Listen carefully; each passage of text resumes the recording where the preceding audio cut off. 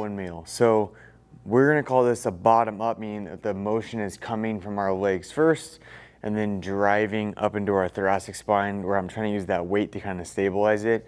So we can use this as involved in a series of progressions and regressions of windmill to try to use the weight to create a little bit of a lock with our upper extremity.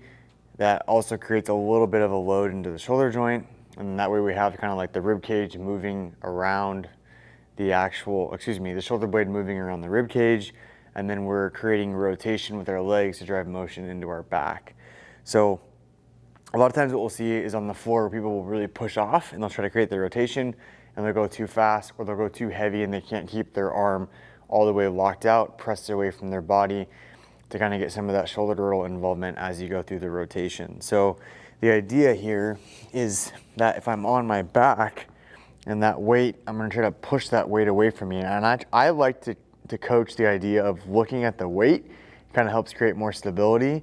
And then I'm putting my arm out to the side. Now this is what I was talking about. People will put their foot down and then they'll push off and then they'll step over.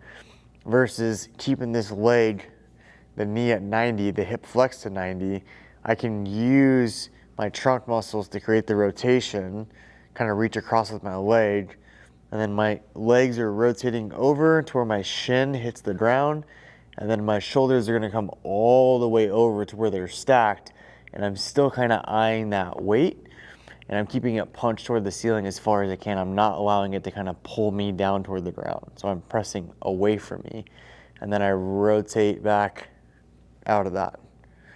Rotate over, come all the way to the ground, and then I'm just transitioning in between those 2 points.